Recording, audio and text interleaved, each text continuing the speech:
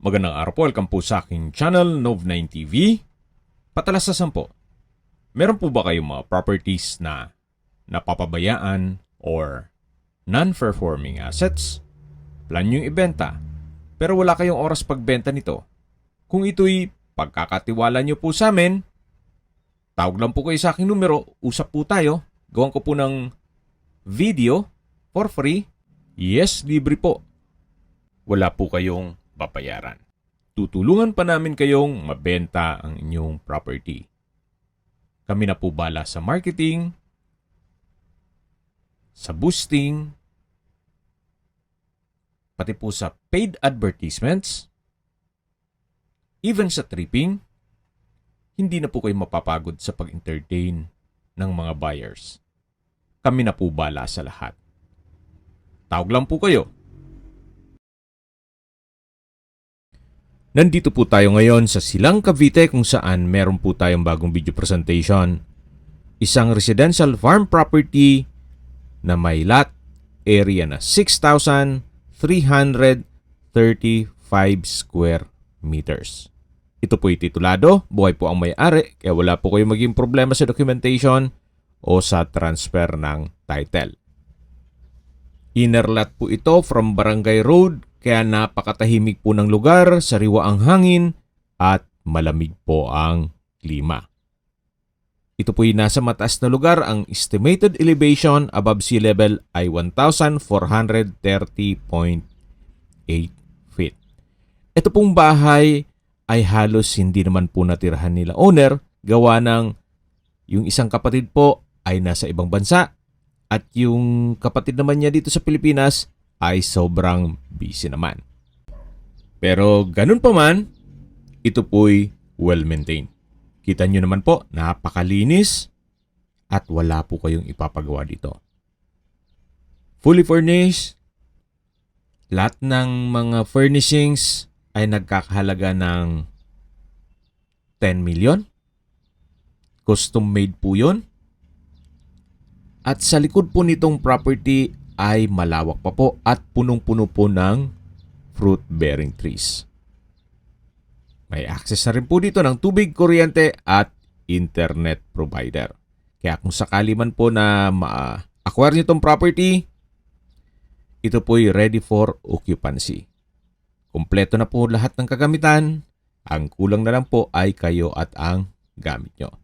Mamaya po ididetali ko sa inyo lahat ng fruit-bearing trees na meron dito sa loob ng property. Nakabakod na rin po ng concrete fence ang buong 6,335 square meters.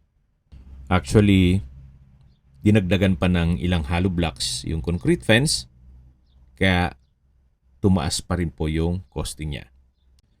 Yan po, tunghayan nyo po itong custom-made Spanish-style house na fully furnished, premium custom-made furnitures for formal dining room at informal dining room. Lahat ng bedrooms ay may cabinets at welcome po dito sa bahay ni Ma'am at Sir. Ito po yung living area o salas. Open concept lang po hanggang sa dulo, kaya maliwalas. Lahat pong nakikita nyo ng mga furnishings ay kasama po yan. Meron pong chandelier, naka-ceiling cove design, may customized glass windows with curtain. Napakaganda po nitong sofa set, customized made of Nara, at meron pong glass center table. Dito naman po yung dining area na meron pong dining set at may chandelier. Naka-ceiling cove design rin po ito. At hanggang po dito, ito po yung naka-tiled flooring. At sa dulo po ay meron pong grandfather clock, also known as long case floor standing clock. Ito naman po yung formal kitchen. May chandelier, may kitchen countertop, wall-mounted kitchen cabinet, wooden shelves, at meron din pong storage ng kitchen utensils. At mapapansin niyo po, meron pong mga wood carvings na design. Ito naman po yung access dito sa may dirty kitchen. May kitchen countertop, double stainless sink with faucet, kitchen window with curtain and security grill.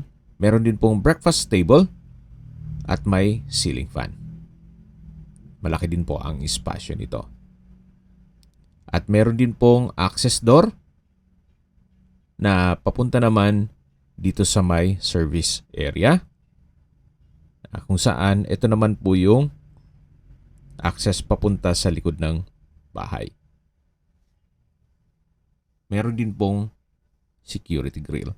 Yan po ulit yung breakfast table, yung dirty kitchen na may customized glass window. Meron din pong gas range and range hood na almost new. Then may wooden shelves at may console table. Balik na po ulit tayo dito sa loob. Ito po yung access door na papunta dito sa formal kitchen. Mapapansin nyo po, mula po dun sa living area hanggang sa kitchen, puro kahoy po ang mga furnishings, pati mga disenyo. Yan po yung dining area na may dining set at sa dulo naman yung living area na napakaganda po ng sofa set. Ito naman po yung access door papunta sa covered lanay at open lanay na papunta naman po yan sa likod ng bahay na kung saan punong-puno po ng fruit-bearing trees. Ito naman po yung isang maliit na structure dito sa likod na kung saan ito po ay dirty kitchen. May kitchen countertop na rin po at wall-mounted kitchen cabinet. Balik po ulit tayo dito. Yan po yung access door na papunta sa loob ng bahay. Ito po yung may customized na security grill. Yan po ulit yung dining area na may dining set. Terno po yung dining set at sofa set. Napaganda ng disenyo. At halos hindi po nagamit ang mga yan. Meron din pong kwarto dito sa baba.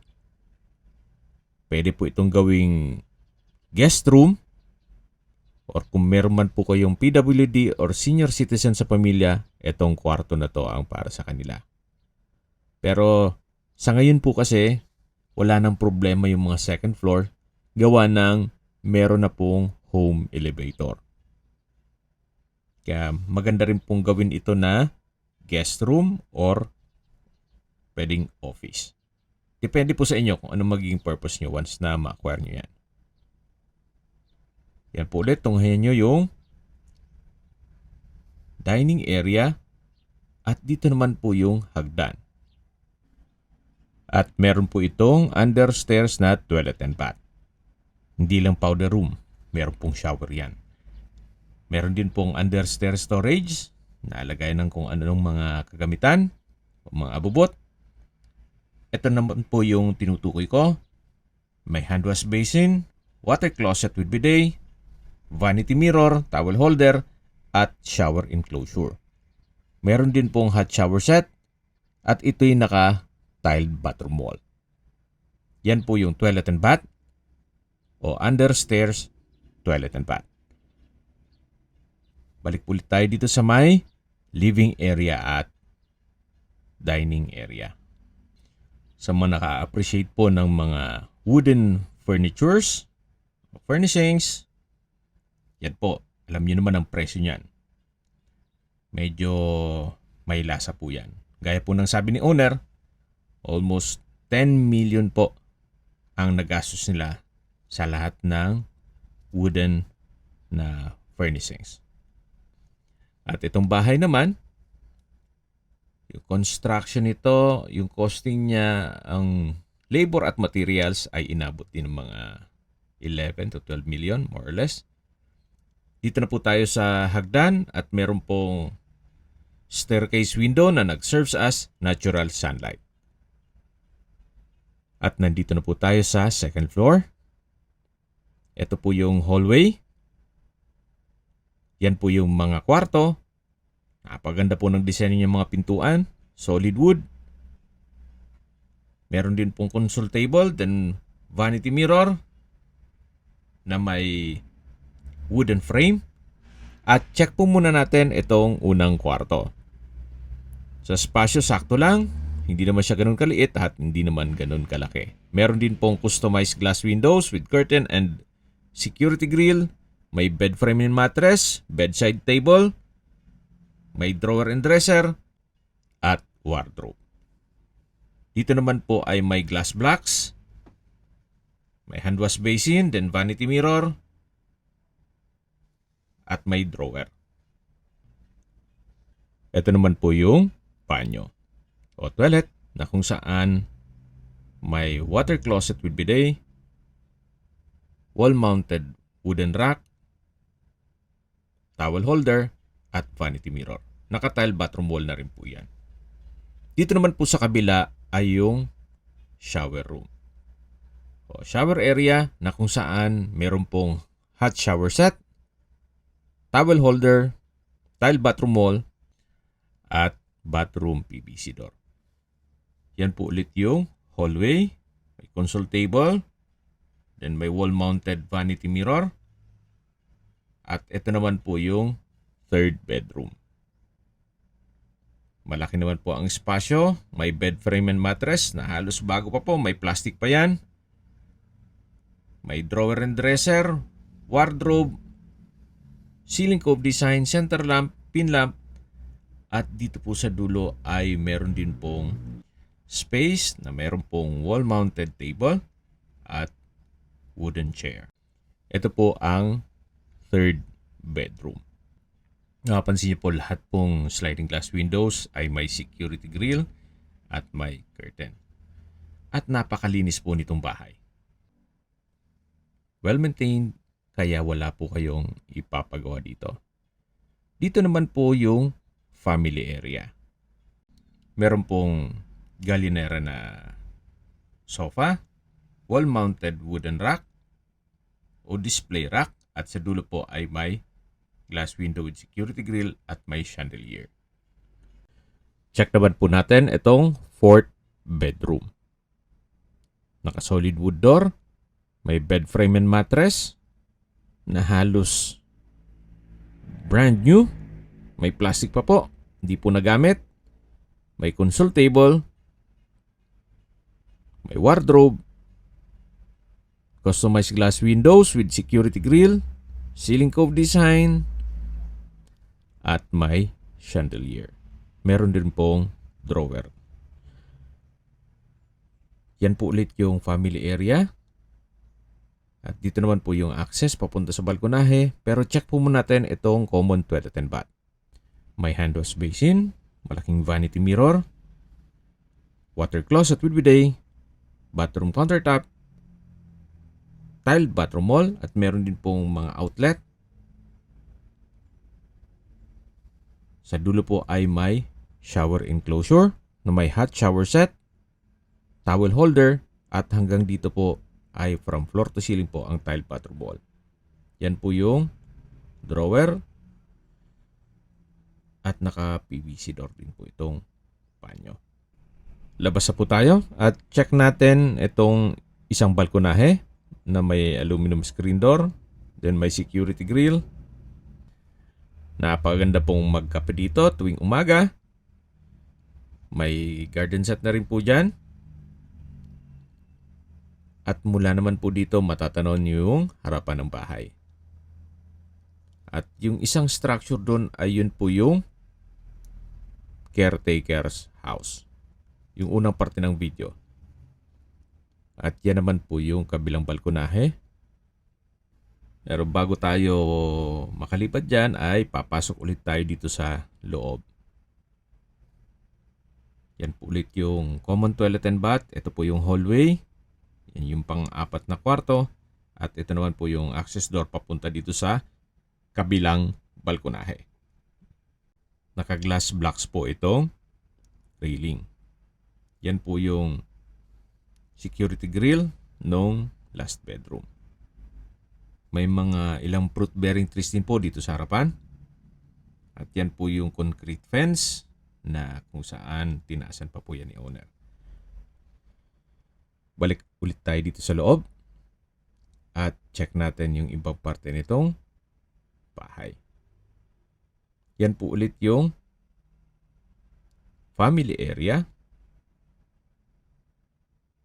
Yan yung common toilet and bath. Ito yung 4th bedroom. Then yung 3rd bedroom. Yung 2nd bedroom. At ito naman po yung hagdan na meron pong staircase window na nag-serve sa as natural sunlight at meron din pong carved wooden console table with matching mirror. At bababa na po tayo. Matatanaw naman natin yung dining area na may dining set at yung living area. Napakaganda po, napakaliwalas. Habang papunta po tayo sa likod ng bahay, pag-usapan natin ang distance, location at travel time. Mula po sa bayan ng Silang, ang distance is 6.2 kilometers at ang travel time is 18 minutes. Kumpleto na po doon gaya ng public market, groceries, convenience store, remittance center, banks, schools, church at hospital. Yan po yung lagi kong binabanggit sa inyo na dapat nyo i-consider sa paghanap ng property ay meron pong malapit na hospital. Hindi ko naman po sinasabing sakitin kayo. Yan naman po for emergency purpose lang naman. At mula naman po sa highway na Tagaytay Santa Rosa Road, ang distance is 4.2 kilometers at ang travel time is 11 minutes. Mula naman po sa Tagaytay Flower Market, ang distance is 6.1 kilometers at ang travel time is 14 minutes. Mula naman po sa Tagaytay Rotonda, ang distance is 8.9 kilometers at ang travel time is 21 minutes kasama ng traffic. At mula naman po sa Manila o sa airport, ang distance is 48.7 kilometers at ang travel time is 1 hour and 15 minutes. Okay, dito na po tayo sa likod ng bahay at detalye ko lang sa inyo ang mga fruit-bearing trees dito. Meron pong 12 puno ng lansones. Meron din pong 14 na rambutan, 7 abukado, 7 langka, 5 mangga, 10 marang, may kalamansi din po, 5 puno, 10 suha, 8 star apple, 5 santol, 3 bayabas, 2 durian, 20 saging, 8 nyog, 3 makopa, at marami pa pong iba. Hindi nyo na po kailangang magtanim, i-maintain nyo na lang po ito. Napakaganda po. Sa mga nag-skip po ng video, recap lang po. Ito pong property ay nasa Silang, Cavite. Napakalapit lang po nito sa Tagaytay. Wala pa pong 15 minutes. Nandun na po kayo. May lot area po ito na 6,335 square meters. Ito'y titulado, buhay po ang may-ari at ang bahay naman ay halos hindi natirhan ni owner. Gawa ng nasa ibang bansa po sila. Fully furnished, lahat ng kagamitan na makikita nyo na napakaganda, customized at ginastusan talaga nila ay kasama na po. Okay, sa presyo na po tayo. Binebenta po ito nila sa halagang 35 million pesos net. Ibig pong sabihin si buyer na po ang sasagot sa lahat ng taxes at expenses with regard to documentation. Fair deal na rin po. Gawa ng ang zonal value po dito sa area nitong property ay 3,500 times 6,335 sa zonal value pa lang po 22,172,500 pesos. So kung isasama nyo pa yung presyo ng bahay at furnishings na almost 20 million more or less. So nasa 42 million. Yun po ang magiging assessment nyo. Sa zonal value pa lang yun. Na kung saan sobrang baba po ng assessment na yon. Pero kung sa market value naman na 5,000 per square meter sa lote pa lang times 6,335, ang halaga ng lupa pa lang ay 31,675,000 pesos. Opo, sa lupa pa lang po is 31,675,000. So halos for free na po lahat ng furnishings, pati construction ng house, hindi pa dun kasama yung pagpabakod. Well, yan po'y assessment ko lang naman. Depende pa rin yan po sa inyo kung anong magiging kalkulasyon nyo dun sa mga figures na sinabi ko. Ito po yung caretaker's house na may 2 covered car garage. Naka-tile flooring na rin po yan. At ito naman po yung bahay nila. Meron pong double deck. Then sa dulo ay may banyo. At dito naman po sa labas ay meron pa pong spasyo. Malaki pa po yan. Then may ilan ding mga fruit-bearing trees. Ito naman po yung entrada ng buong property. Yung sa likod ng sasakyan. Then yung barangay road na po yun. Yan po, kung sa tingin nyo, good deal na po ito para sa inyo, tawag lang po kayo sa aking numero. At sa mga kababayan naman natin na sa ibang bansa, meron po akong WhatsApp, Viber, Telegram, at Signal. Same number lang po, 0917-316-3399. Sa mga nagtatanong naman po ng aming Facebook, meron po aming Facebook page na Nov9TV at Facebook Real Video. Meron din pong TikTok at Instagram. May ibang YouTube channel po kami, the Nov9TV channel,